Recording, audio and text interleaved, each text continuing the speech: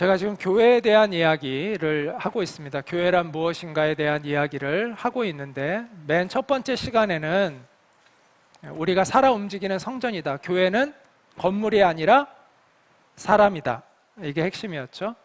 교회는 사람이다. 이스라엘 백성들이 성전을 짓고 나서 교회를 마치 건물처럼, 그 건물 안에 하나님이 갇혀 계신 것처럼 착각을 했다고 얘기했죠. 그래서 교회 안에서는 거룩하게 지내지만 밖에 나가면 자기 마음대로 살았던 것을 하나님이 보시고, 하나님께서 물리적인 성전은 없애버리셨다고 얘기했죠. 그리고 진정한 성전이 무엇인지를 성경은 말씀하고 있는데, 바로 하나님의 영이 거하는 우리가 바로 하나님의 성전이다라고 성경은 이야기해주고 있습니다. 그래서 하나님은 우리가 가는 그 어느 곳에나 함께 하시는 분이세요.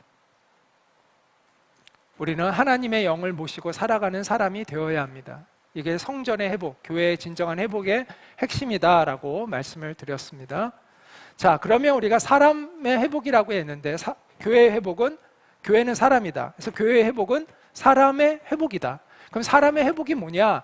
제가 이야기를 지난주에 했죠. 진정한 사람의 회복이라는 것은 하나님의 말씀에 순종하는 사람, 하나님을 경외하고 하나님의 뜻에 순종하는 사람이 되는 것이다. 이게 진정한 인간됨이다 라고 이야기를 했습니다. 우리가 예수 믿는 것은 온전한 사람이 되는 것인데, 그 온전한 사람이 된다는 것은 바로 하나님께 순종하는 사람, 예수님을 닮은 사람이 되는 것을 의미한다 라고 말씀을 드렸죠. 그래서 예수님은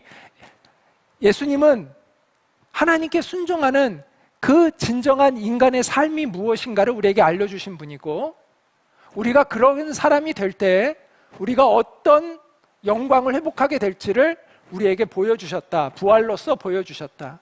우리가 하나님의 말씀으로 사람됨이 회복될 때 우리에게는 영원한 생명이 주어지는 것을 예수님이 부활을 통해서 우리에게 보여주신 것이다 라고 이야기를 했습니다.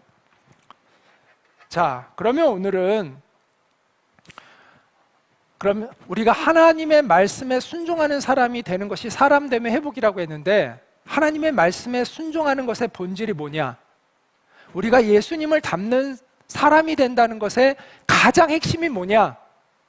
우리가 사람됨을 이루는 데 있어서 가장 중요한 핵심이 무엇이냐? 오늘 그 이야기를 하려고 합니다. 에베소서 4장 15절은 그에 대해서 이렇게 말씀합니다. 같이 한번 읽겠습니다. 시작. 오직 사랑 안에서 참된 것을 하여 범사에 그에게까지 자랄지라. 그는 머리니 곧 그리스도라. 자, 우리가 그리스도를 닮아가는 것, 그리스도에게까지 자라난다는 것은 사랑하는 존재가 되는 것을 의미합니다. 사람됨의 회복은 사랑하는 존재가 되는 것에 있습니다. 자, 우리는 하나님께서 왜 우리에게 이런 공동체를 주셨는가라는 것을 기억할 필요가 있습니다. 교회는 공동체잖아요. 사람들이잖아요. 하나님을 믿는, 하나님의 부르심을 받은 사람들의 모임을 우리가 교회라고 이야기를 합니다. 자, 우리가 우주적 교회가 있어요. 모든 교회는 다 하나님의 교회예요. 정말 예수님을 진정으로 고백하는 바른 믿음 위에 서 있는 교회들은 다 하나님의 교회예요. 제가 이단을 구별하는 방법을 하나 알려줄게요. 자, 이단, 그리고 잘못된 교회는 어떤 교회냐면, 우리 교회만이 진리를 가지고 있다라고 여기는 교회는 다 이단이에요. 그러니까 예를 들어서 제가 전도를 해요. 그럼 제가 전도를 하는데, 예수님 믿으세요 라고 얘기를 했어요. 근데 이 사람이 저는 이미 교회 다니고 있어요. 그럼 제가 어떤 반응을 해야 마땅할까요? 그 교회 열심히 잘 다니세요. 예수님 잘 믿으세요. 예수님 믿는 분 만나서 반가워요 라고 얘기하는 게 정상이죠. 근데 이단들은 그렇게 얘기를 안 해요. 그 교회 가면 안 돼요. 우리 교회를 와야 돼요. 우리 교회가 진리를 알고 있어요. 다른 교회들은 진리를 모르고 있어요. 이처럼 폐쇄적이고 교만하고 자기들만이 무엇을 가지고 있는 사람인 것처럼 이야기하는 데는 다 이단이라고 생각하면 돼요. 자, 이단을 구별하는 좋은 방법을 알려줬습니다. 그리고 교회 중에서도 그런 교회들은 피하는 게 일단 좋아요. 이단이 아니더라도 그렇게 주장하는, 우리만이 진리를 가지고 있고 내가 영적인 아주 특별한 사람이기 때문에 나만이 하나님의 모든 그 하나님의 계시를 내가 가장 잘 알고 있다. 그러니까 너희들은 내 말만 따라야 돼. 내 말이 하는 것이 곧 진리야. 이렇게 주장하는 사람이 있다면 그런 교회는 떠나야 되는 거예요. 그 교회는 옳은 교회가 아니에요. 자, 이런 우주적 교회가 있어요. 예수님을 주님으로 하는 모든 교회가 하나님의 교회인, 우주적 교회인 거예요. 그럼에도 불구하고 하나님이 드림이 교회라는, 또 다른 어떤 교회라는 이 지역 교회를 두시는 이유는 무엇일까요? 그것은 우리가 사람다워지도록 우리를 훈련시키기 위해서입니다. 그래서 지역 교회는 결론적으로 얘기하면 이렇게 한번 따라해 볼까요? 사랑의 훈련장. 네, 교회는 사랑의 훈련장입니다. 우리가 혼자 예배드리고 혼자 전도하고 혼자 봉사하게 하시지 않고, 왜? 함께 이 공동체를 이루어서 우리가 함께 예배하고 함께 봉사하고 함께 전도하게 하셨을까요? 자, 효율성을 위해서? 물론 그것도 일리는 있어요. 정답은 아니지만, 물론 우리가 같이 하면 효율성이 높아질 수 있어요. 그래서 효율성이라는 측면에서도 뭐 그것이 타당한 이유이긴 해요. 그러나 본질은 아니에요. 효율성의 본질은 아니라는 거예요. 그럼 하나님이 왜 우리를 함께 이렇게 모여서 함께 봉사하고 함께 선교하고 함께 전도하고 함께 말씀을 나누고 하셨을까? 그 근본적인 것은 우리를 사람 되게 하시기 위해서라는 거예요. 다시 말해서 우리를 사랑하는 존재로 빚어가시기 위해서라는 거예요. 어제 우리 학생들 복음사 경에 이틀 동안 아주 잘 들었습니다. 너무 열심히들 준비하고 너무 잘했어요. 거기에서 강조했던 것이 사랑은 관계성이다라는 이야기를 했었죠. 사랑은 관계성입니다. 자, 아무도 없는 무인도에 가서 우리가 사랑할 수 있습니까? 사랑은 대상을 필요로 하는 거예요. 하나님이 우리와 사랑의 관계를 맺기 위해서 우리를 창조하셨잖아요. 사랑은 대상이 필요한 거예요. 구체적인 대상이 있어야 돼요. 우리가 구체적인 사랑을 하려면 구체적인 대상이 있어야 되는 거예요. 그러므로 교회의 본질은 효율성에 있는 게 아니라 사랑하는 사람으로 빚어지기 위한 그러한 환경이 조성되어 있는 거예요. 우리를 사람답게 만들기 위한 사랑의 훈련장, 이게 교회 공동체의 본질이다라고 이야기할 수 있습니다. 탁구는 혼자서만 연습한다고 해서 늘지 않습니다. 시합을 자꾸 해야 돼요. 탁구장은 그런 기회를 제공합니다.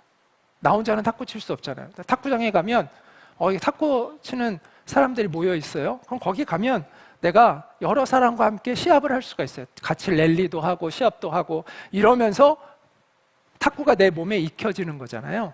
마찬가지로 우리가 사랑을 훈련하려면 그런 연습장이 필요해요. 하나님의 말씀에 순종하는 것을 훈련하는 그 훈련터가 필요하다는 것이죠. 교회가 바로 그런 곳이에요. 드림이 학교가 그런 거예요. 자, 우리가 순종해야 될 하나님의 말씀의 핵심을 한마디로 얘기하라면 사랑하라라는 것이죠. 우리는 교회 안에서 이 사랑을 훈련하고 세상에 나가서 그것을 펼쳐내는 거예요. 그럴 때 사람들이 우리가 예수님의 제자인 줄 알 수가 있어요. 그래서 예수님이 이렇게 말씀하셨죠. 같이 읽겠습니다. 시작. 새 계명을 너희에게 주노니 서로 사랑하라. 내가 너희를 사랑한 것 같이 너희도 서로 사랑하라. 너희가 서로 사랑하면 이로써 모든 사람이 너희가 내 제자인 줄 알리라. 어떨 때 우리가 예수님의 제자인 줄 사람들이 안다고요? 우리가 사랑할 때. 우리가 예수님의 제자인 줄 알게 된다고 이야기합니다. 자, 우리는 사랑을 훈련해야 된다고 얘기했어요. 그러면 진정한 사랑은 뭘까요? 진정한 사랑이란 뭘까요? 저는 차별하지 않는 사랑이라고 생각해요. 하나님이 가르쳐 주시는 사랑은 차별하지 않는 사랑이에요. 하나님은 훌륭하고 성숙한 사람만을 사랑하지 않으세요. 그랬다면 우리는 하나님의 자녀가 될 수 없었을 거예요. 하나님은 연약하고 부끄럽고 허물 많은 저를 사랑하셔서 저를 받아주시고 저에게 은혜를 베풀어 주셨어요. 여러분도 마찬가지일 거라고 생각합니다. 우리가 사람다워서 하나님이 우리를 사랑하신 것이 아니라 우리를 사랑하셔서 우리를 받아주시고 우리를 사람답게 빚어주고 계시다는 거예요. 우리는 이 하나님의 차별 없는 사랑, 그 은혜로 구원을 받았습니다. 그렇다면 우리도 그 사랑을 훈련해야 돼요. 우리가 훈련해야 되는 사랑은 내가 입맛에 맞는, 내가 좋아할 만한 사람을 사랑하는 것이 아니라 그건 누구나 다 하는 거예요. 내가 좋아할 만한 사람은 저절로 그냥 좋아지지, 사랑해지지, 마음에 드니까. 그건 하나님이 가르쳐 주시는 깊은 사랑이 아니라는 거예요. 우리가 배워야 하는 사랑은 차별이 없는 사랑을 배워야 한다는 것이죠. 내가 좋아할 만한 조건을 갖추지 않은 사람인데도 불구하고 이 사람을 품고 사랑하고 용서하는 것을 우리는 훈련해야 된다는 거예요. 그게 하나님이 우리에게 가르쳐 주시기를 원하는 사랑이에요. 마태복음 5장 43절부터 보면 예수님이 이렇게 그 사랑을 알려주세요. 내 이웃을 사랑하고 내 원수를 미워하라 하였다는 것을 너희가 들었으나 나는 너희에게 이르노니 너희 원수를 사랑하며, 원수는 정말 사랑할 수 없는 존재잖아요. 그런데 그 원수를 사랑하라는 거예요. 너희를 박해하는 자를 위하여 기도하라. 이같이 한즉 하늘에 계신 너희 아버지의 아들이 되리니, 우리가 하나님을 닮아가는 것이죠. 이는 하나님이 그 해를 악인과 선인에게 비추시며 비를 의로운 자와 불의한 자에게 동시에 내려주심이라. 너희가 너희를 사랑하는 자를 사랑하면 무슨 상이 있으리요? 세리도 이같이 아니하느냐. 세리는 그 세금 징수원이죠. 그 당시에 이스라엘 사람들이 아주 비열하고 아주 악하다고 여기는 그 세리들도 자기가 마음에 드는 사람, 자기가 좋아하는 사람, 자기 친한 사람 잘해주지 않느냐, 그거는 진정한 사랑이 아니다 라고 이야기해 주는 거죠. 또 너희가 너희 형제에게만 무난하면 남보다 더하는 것이 무엇이냐? 너희가 사람같이 취급하지 않는 이방인들도 그러며 살고 있지 않냐? 그러므로 하늘에 계신 너희 아버지의 온전하심과 같이 너희도 온전하라. 온전하면 뭐예요? 차별하지 않는 사랑, 그것을 하는 것이 온전해지는 거예요. 우리가 정말 온전해지기를 원한다면, 예수님을 닮기를 원한다면 차별하지 않는 사랑을 훈련해야 됩니다. 이건 저절로 되는 게 아니에요. 훈련해야 되는 거예요. 나의 마음에 들지 않는 사람, 심지어 원수까지도 사랑하는 것을 훈련하라고 말씀하시는 것이죠. 사람들이 종종 교회에 와서 교회 다니는 사람들에게 실망했다라고 이야기하는 사람들이 있습니다. 근데 그 사람들이 뭘 몰라서 그래요. 교회는 훈련장이라는 걸 모르고 있는 것이죠. 교회는요, 완성된 사람들이 모여있는 곳이 아니에요. 교회는 성숙한 사람들이 모여있는 곳이 아니에요. 교회는 천사 같은 사람들이 모여있는 곳이 아니에요. 교회는 완벽한 사람들이 모여서 항상 미소 지으면서 그러고 있는 그런 곳이 아니에요. 다들 미숙하고 부족하고, 어떻게 보면 더 문제 있는 사람들이 더 많이 올 수 있어요. 다른 데서는 받아주지도 않는데 교회는 받아주잖아요. 그래야 되는 곳이고. 그래서 오히려 더 다른 데서 소외받고 그런 사람들이 더 교회에 올 수가 있어요. 교회는 미숙하고 연약하고 부족한 사람들이 모여서 예수님을 닮아가기 위해 훈련하고 있는 곳이에요. 목사가 되어도 여전히 짜증을 내고, 집사가 되어도 여전히 화를 잘 내는 그런 부족한 사람들이 모여있는 곳이 교회라는 것이죠. 그런데 그렇기 때문에 교회는 훈련장이 될 수 있는 거예요. 여기 서로 보기에 흡족한 사람들끼리 모여있으면 훈련이 될까요? 사랑의 훈련이? 아니죠. 나에게 버거운 사람들이 있을 때 사랑의 훈련이 되는 거예요. 그렇다고 해서 제가 문제 있는 사람들만 모아놓자 이런 말은 아닙니다. 그럴 필요는 없습니다. 왜냐하면 사람이 모이면 언제나 문제 충만이기 때문입니다. 교회는 문제가 많아서 그래서 무너지는 게 아니에요. 언제나 문제가 있어요. 언제나 문제 있는 사람들이 있는 거예요. 그래서 문제 있는 사람이 있기 때문에 공동체가 무너지는 것이 아니에요. 왜 공동체가 무너질까요? 사람들이 사랑의 훈련을 하지 않기 때문에 무너지는 거예요. 문제 있는 사람이 있어서가 아니라 사람들이 사랑의 훈련을 하지 않기 때문에, 교회의 본질을 모르기 때문에, 그래서 무너지는 거예요.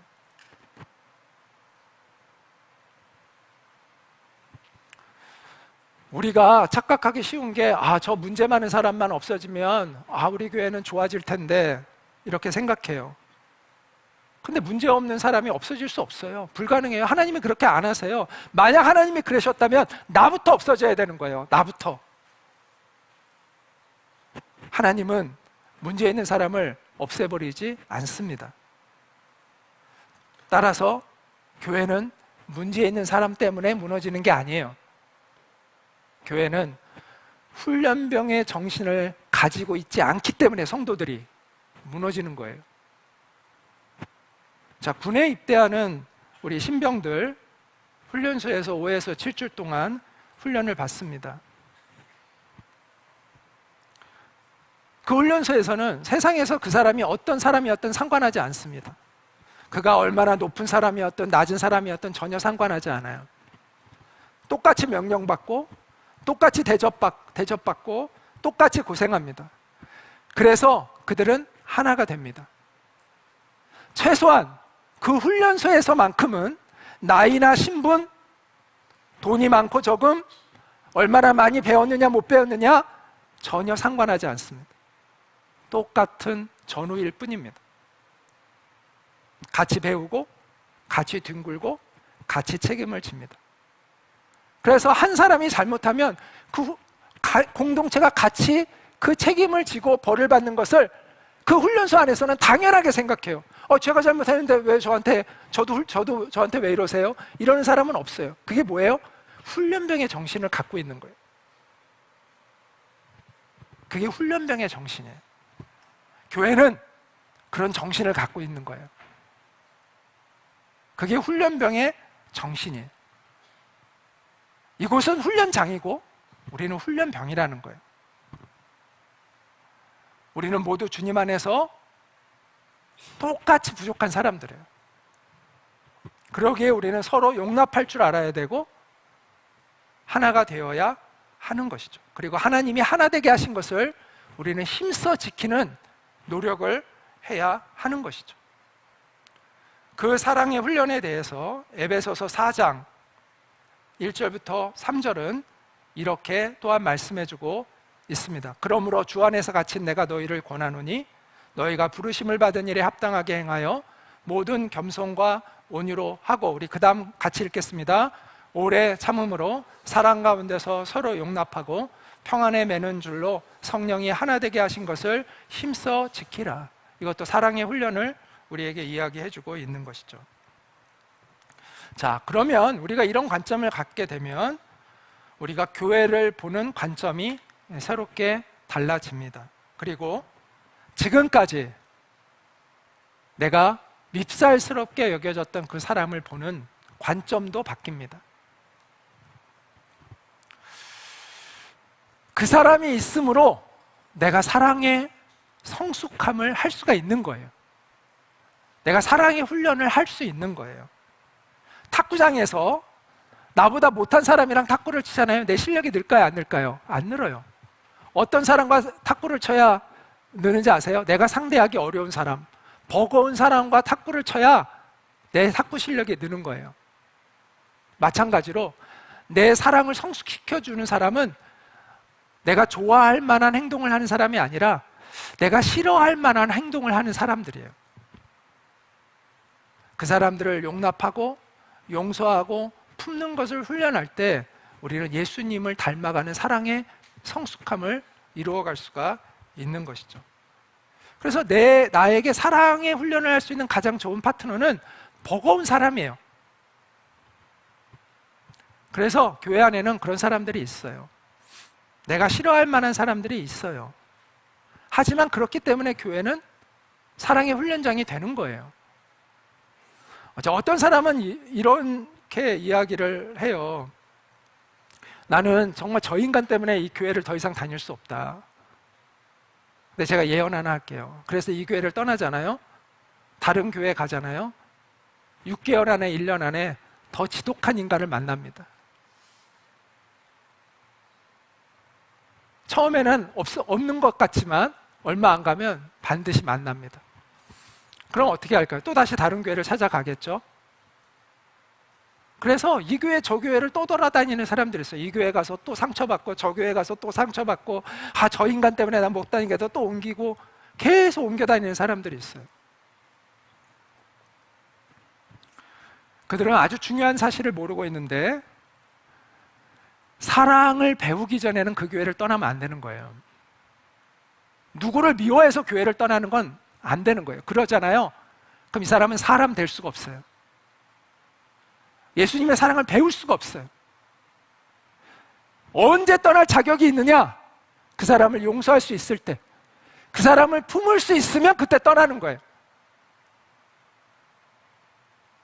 그래서 저에게 이제 그런 갈등으로 저에게 와서 교회를 옮기고 싶다고 하는 분에게는 제가 이렇게 얘기해요. 그 사람을 용서할 수 있을 때 떠나시라고. 근데 그냥 바로 대부분 가시더라고요.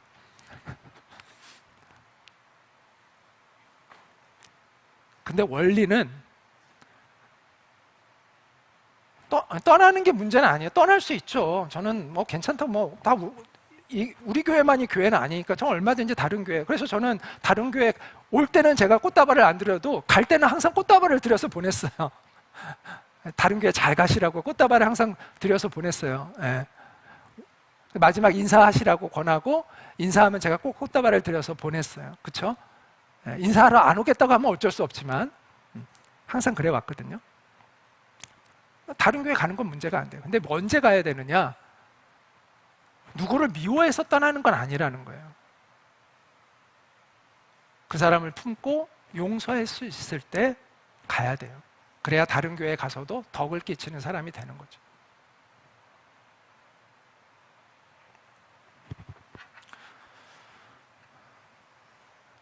자, 사랑에 대해서 지금 언급하고 있는데 우리가 사랑에 대해서, 사랑을 훈련하는 것에 대해서 언급하면서 한 가지 우리가 반드시 짚고 넘어가야 할 것이 있는데, 그렇다고 해서 우리가 한 번도 다툼을 안 일으키고 뭐 갈등을 안 일으키고 이것이 사랑을 훈련하는 것이냐?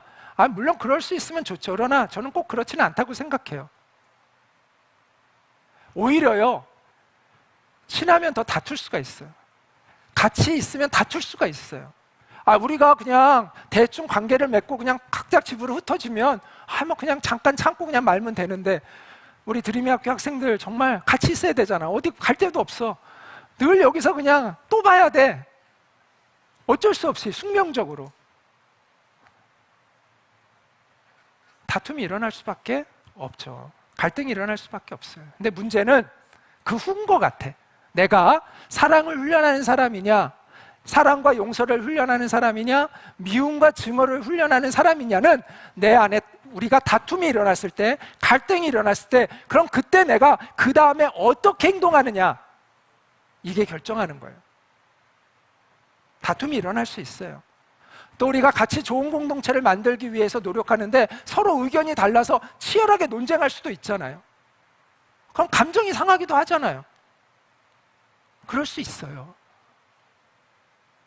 근데 중요한 건 그런 일이 일어나고 난 다음에 내가 어떻게, 어떤 태도를 취할 것이냐, 그 다음에 내가 어떤 마음을 가질 것이냐가 내가 사랑을 훈련하는 사람이냐, 미움을 훈련하는 사람이냐가 결정된다라는 것이죠.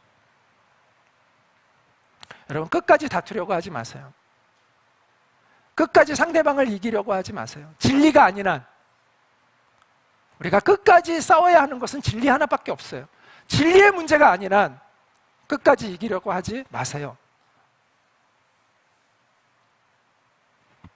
하나님은요, 잘 져주는 사람을 좋아하세요. 근데 우리는 별것 아닌 일에 너무 목숨을 걸고 싸우려고 해요. 근데 하나님의 성품을 닮은 것은 웬만한 건 져주는 사람이 되는 거예요. 그 사람이 공동체를 세워가는 사람이죠. 사랑을 훈련하는 사람이죠. 그래서 성경에 뭐라고 얘기하냐면, 예물을 제단에 드리려다가, 예배죠. 예배를 드리려다가 너 형제에게 원망 들을 만한 일이 있는 것이 생각나거든. 예물을 제단에 두고 예배를 드리기 전에 먼저 가서 형제와 화목하고 그 후에 와서 예물을 드려라. 이렇게 말씀하고 있어요. 여러분, 한번 옆에 있는 사람들을 한번 보세요. 알고 보면 다 불쌍한 사람들이에요. 굉장히 불쌍한 사람이에요. 안 불쌍해 보이죠? 근데 알고 보면 다 불쌍해. 알고 보면 막 돈 많은 사람, 그 사람도 알고 보면 불쌍한 사람이야. 되게 세상에서 잘 된 것 같아 보여도 알고 보면 다 불쌍해. 다 마음에 상처가 있고 외로움이 있고 고통이 있고 아픔들이 있어요. 다 삶의 무게들이 다 있어요. 저도 마찬가지죠. 저도. 그래서 저는 하나님께 저를 불쌍히 여겨달라는 기도를 자주 합니다. 하나님, 저를 불쌍히 여겨주세요. 이렇게 기도할 때가 많아요. 사람이 인간으로 태어나서 이 세상을 살아간다는 것이 쉽지 않은 일입니다. 솔직히. 서로 용납하고 감싸줘도 우리가 인생의 무게를 견뎌내는 게 쉽지 않은데, 서로 싸우고 시기하고 다투고 막 미워하고 이러면 얼마나 우리의 삶의 무게가 무거워집니까? 왜 우리가 그러며 살아야 됩니까? 알고 보면 다 불쌍한 사람들인데, 우리가 서로 격려해주고 감싸줘도 이 세상을 살아가기가 버거운데 왜 우리가 그렇게 서로 다투고 서로 상처를 주며 살아야 합니까? 군대 안에서도 다 알고 보면 불쌍한 사람들 모여가지고 어쩔 수 없이 와 있는데 왜 거기서 갈구고 왜 거기서 그렇게 괴롭히고 하느냐고요. 참 어리석은 거죠. 이게 죄성이죠, 이게. 그래서 이 세상에서 이런 사랑의 공동체를 보기가 쉽지가 않습니다. 인생의 무게를 덜어주는 공동체를 만나는 것이 참 쉽지 않아요. 사람들은 그런 공동체를 원합니다. 사람들이 되게 이기적인 것 같고 또 개인주의에 물들어 있는 것 같아도 사람들은 사실은 그런 진정한 공동체를 갈망하고 있습니다. 교회가 사랑의 능력을 회복하면 저는 사람들이 교회로 올 거라고 생각합니다. 왜냐하면 시대를 초월해서 사람들이 정말 원하는 것 중에 하나는 진정한 공동체이기 때문입니다. 우리는 사랑에 익숙하지 못한 존재임을 고백하지 않을 수 없습니다. 내 마음에 들지 않게 행동하는 사람을 우리가 용납하고 사랑하는 것이 참 어려운 것 같아요. 우리의 본성이 그걸 참 어려운 것 같아요. 우리가 어떤 손해나 피해를 입게 되면 자동적으로 자기 방어 기제가 작동을 하고 이기적이 되는 그런 본성이 우리 안에 있는 것 같아요. 장애인들을 위한 특수학교가 마을에 들어온다고 하면 마을 주민들이 데모합니다. 집값 내려간다고. 참 안타깝죠. 우리가 뉴스에서 그런 거 보면 우리가 이런 사람들을 비난하죠. 비판하죠. 아, 저 사람들 너무 자기밖에 몰라. 이기적이야. 어떻게 저럴 수가 있어. 어떻게 저렇게 무정할 수가 있어. 우리가 이렇게 비판합니다. 맞습니다. 비판받을 만해요. 옳지 않은 행동이죠. 그런데 문제는 사실은 우리도 별반 다르지 않다는 거예요. 사실 알고 보면.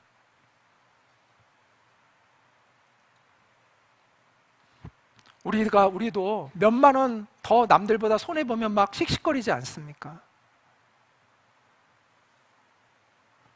남들에 대한 배려 없이 좋은 물건 있으면 자기가 다 막 빨리 가서 다 자기 거 만들려고 하고 막 그러지 않아요. 몇 개씩 막 챙겨가고 남들은 배려하지도 않고 자기가 챙기고 싶은 만큼 막 챙겨가고 그럴 자유가 있으면 그러려고 하잖아요. 가방 하나 저 테이블에다 툭 짚고 던져놓고 어디 갔다가 온 다음에 누가 앉아있으면 왜 여기 내 자리인데 왜 당신 여기 앉아있냐고 그러잖아요.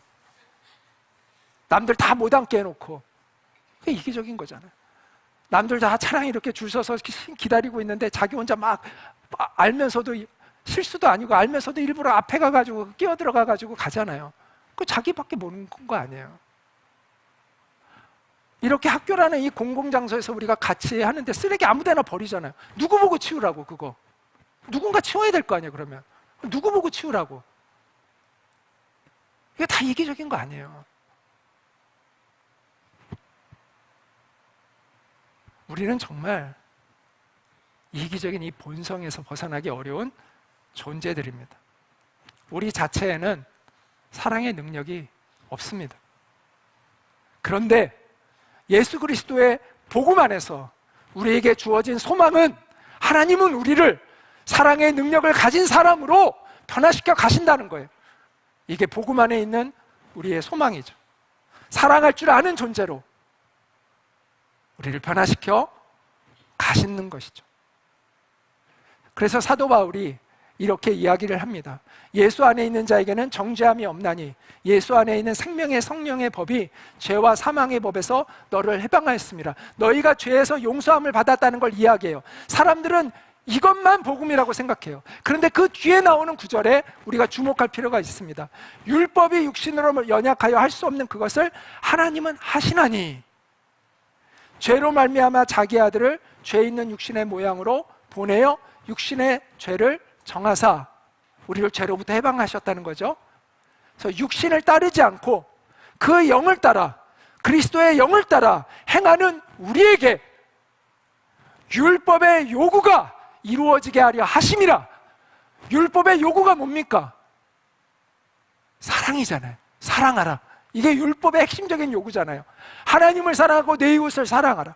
우리가 예수 그리스도의 복음은 우리의 죄를 용서할 뿐만 아니라 율법의 요구가 이루어지게 하려 하심이라.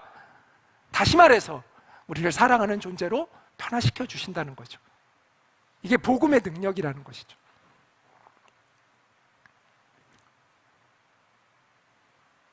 단순히 우리가 죄 용서함을 받는 차원만이 아니라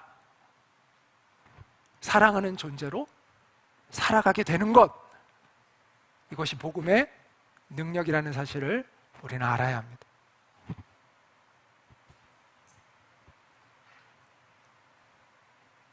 근데 이 요구를 이루어가는 것은 종교적인 생활로 되는 것이 아니에요. 율법적인 종교 생활로 되는 게 아니에요. 율법의 요구는 율법적인 종교 생활로 되는 것이 아닙니다. 바리새인들이 그런 경건의 모양은 있었지만 경건의 능력이 없었잖아요. 사랑하는 능력이 없었다는 것이죠. 쉽게 얘기하면. 그럼 우리가 어떻게 이 율법의 요구를 이룰 수 있을까? 그것은 종교의 규율을 지킴으로 되는 것이 아니라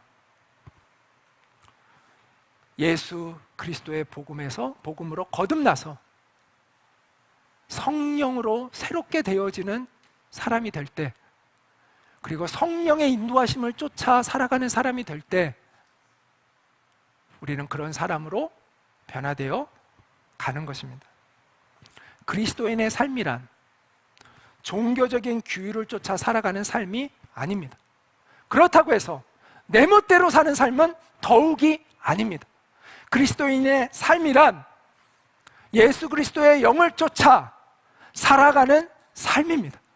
예수님이 주신 새 생명으로 거듭나서 하나님의 말씀에 순종하는 존재가 되어져 가는 것, 그것이 그리스도인의 삶입니다. 이 사람은 찰스 콜슨이라는 사람인데 미국에서 1970년대 워터게이트 사건이라는 아주 유명한 사건이 있었습니다. 그 당시에 대통령이 닉슨이었는데 이 닉슨 대통령이 불법적인 도청을 했는데 그걸 또 은폐하려고 했어요. 그래서 워터게이트라는 워싱턴 DC에 있는 호텔에서 그 반대 진영에 있는 그 의원들이 그 베트남전에 대한 반대 논의를 하고 있었는데 그것을 도청합니다. 근데 그것이 발각이 돼요. 근데 그것을 은폐하려고 했어요. 그래서 나중에 이것이 드러나게 되니까 이제 탄핵에 직면하게 됩니다. 그러니까 닉슨이 스스로 사퇴를 했습니다. 그래서 다행히 간신히 법적인 처벌은 면했지만 그 보좌관 중에 몇 명이 감옥에 갔는데 그 중에 아까 얘기하는 찰스 콜슨이 그 보좌관 중에 한 명이었고 감옥에 가게 됩니다. 이 사람은 매우 거만하고 이기적인 그러한 사람이었다고 합니다. 그런데 예수님을 감옥에서 깊이 만나게 돼요. 그래서 완전히 새로운 사람이 됩니다. 그래서 이 사랑을 전하고 싶은 간절한 열망을 갖게 돼요. 근데 거기에서 사랑할 수 있는 대상은 누구밖에 없어요? 죄수들밖에 없어요. 그래서 죄수들이 가장 싫어하는 걸 자기가 해주려고 했어요. 그게 뭐냐면 빨래야, 빨래. 그래서 자기가 빨래를 해주겠다고 하니까 사람들이 이상한 사람이잖아요. 그래서 처음에는 좀 이상하게 생각했는데 진심으로 자꾸 이렇게 하다 보니까 감동이 된 거야. 그래서 이 사람이 하는 기도 모임에도 오고, 그래서 많은 죄수들이 이 찰스 콜슨을 통해서 변화를 받게 됩니다. 그래서 이 사람이 그 감옥에서 나와서 쓴 책이 다시 태어남, 거듭남, born again이라고 하죠. born again이라는 책을 썼습니다. 자기의 간증이 섞인 그런 책을 썼어요. 그리고 교도소 선교회라는 걸 만들어서 지속적으로 감옥에 있는 죄수들에게 복음을 전하는 일을 했습니다. 그래서 이 사람의 삶이 많은 사람들에게 큰 감동이 되었고, 그래서 종교계의 노벨상으로 일컬어지는 템플턴 상을 그가 수상하기도 했습니다. 복음은 우리를 사랑하는 존재로 변화시키는 능력입니다. 그래서 우리는, 복음을 경험한 우리는 이제 사랑하며 살 수 없다고 말해서는 안 됩니다. 예전에는 우리가 사랑하며 살 수 없었지만 이제는 사랑하며 살 수 있는 거예요. 그 능력이 우리에게 주어져 있는 거예요. 하나님은 우리에게 사랑의 능력을 주셨어요. 우리가 정말 예수님을 믿으면, 우리가 예수님의 그 사랑을 경험했다면 우리는 사랑할 수 있는 능력을 받은 거예요. 주님의 그 엄청난 사랑에 비친 우리가 어떻게 사랑하지 않고 살아갈 수 있겠습니까? 어떻게 용서하지 않고 살아갈 수 있겠습니까? 어떻게 그 피 묻은 사랑에 비친 우리가 어떻게 남들을 계속 미워하며 살아갈 수 있겠습니까? 여러분이 좋아하는 노래 중에, 사람들이 많이 좋아하는 노래 중에 당신은 사랑받기 위해 태어난 사람이라는 노래 있죠. 저도 되게 좋아해요. 우리는 하나님의 사랑을 받기 위해 태어났습니다. 그리고 하나님의 사랑을 받아서 구원의 은총을 입습니다. 그리고 우리는 다시 태어납니다. 무엇을 위해서 다시 태어날까요? 사랑하는 존재가 되기 위해서 다시 태어나는 겁니다. 우리는 사랑받기 위해 태어난 사람으로 머무는 것이 아니라 사랑하기 위해 다시 태어나는 사람이 되어야 하는 거예요. 여러분은 거듭나셨습니까? 여러분은 사랑하는 존재로 다시 태어났습니까? 마지막으로 우리 같이 이 말씀을 읽고 마치도록 하겠습니다. 같이 읽어볼까요? 시작. 사랑하는 자들아, 우리가 서로 사랑하자. 사랑은 하나님께 속한 것이니 사랑하는 자마다 하나님으로부터 나서 하나님을 알고 사랑하지 아니하는 자는 하나님을 알지 못하나니 이는 하나님은 사랑이심이라. 네, 우리 같이 기도하겠습니다. 복음은 우리를 회복시킵니다. 복음은 우리를 하나님의 형상으로 회복시킵니다. 그 하나님의 형상으로 회복된다는 것 안에는 우리는 사랑하는 존재가 되는 것입니다. 그 사랑은 차별하지 않는 사랑입니다. 우리는 사랑하지 않는 그 사랑을 훈련해야 됩니다. 이 예수님의 사랑을 훈련해야 됩니다. 그리고 이 세상에서 그것을 펼쳐 보여야 합니다. 그럴 때 세상은 우리가 예수님의 제자인 것을 알게 될 것입니다. 우리가 그런 사람으로 성장하기를 원합니다. 그렇게 우리가 자라나기를 원합니다. 예수님을 닮아가는 사랑하는 존재로 우리가 다시 새롭게 되어지기를 원합니다 라고 우리가 이 시간 같이 고백하며 기도하도록 하겠습니다. 기도합니다. 은혜로우신 하나님, 우리를 다시 새롭게 주님 안에서 복음으로 새롭게 우리를 태어나게 하셔서 하나님 사랑하는 존재가 되어질 수 있는 우리가 되어지기를 원하고 소망합니다. 우리 주님의 형상을 닮아갈 수 있는 온전한 회복이 우리 가운데 일어나기를 원하고 소망합니다. 하나님, 우리가 차별하지 않는 사랑을 훈련할 수 있는, 우리가 성장해 나갈 수 있는 우리가 되어질 수 있도록 주님 우리를 도와주시기를 간절히 원하고 성장합니다. 하나님, 우리가 부족합니다. 우리의 힘으로는 사랑할 수 없습니다.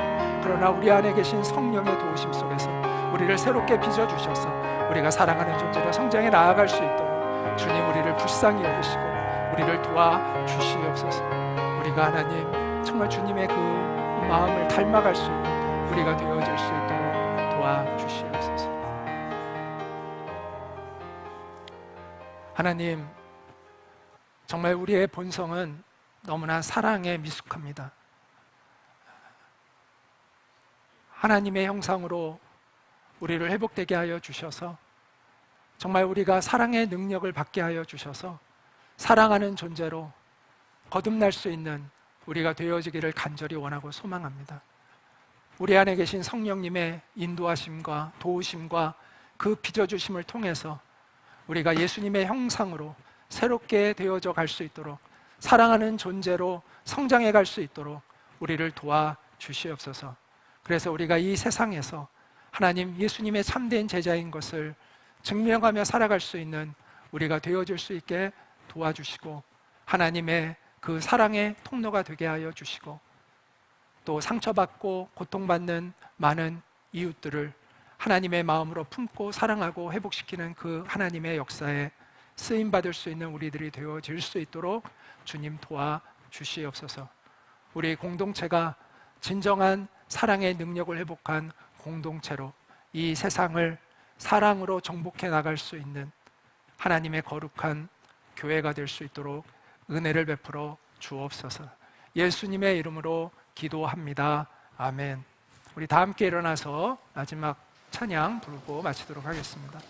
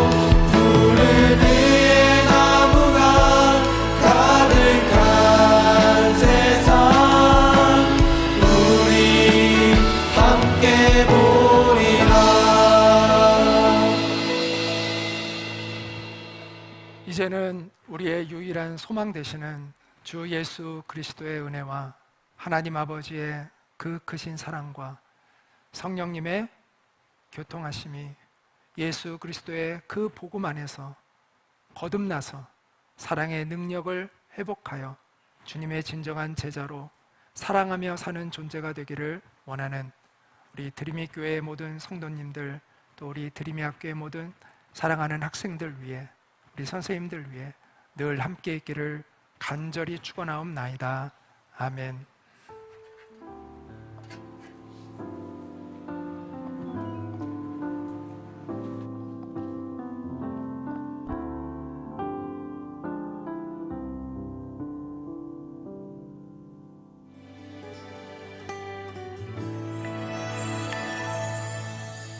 사람이 넘치기보다 사랑이 넘치는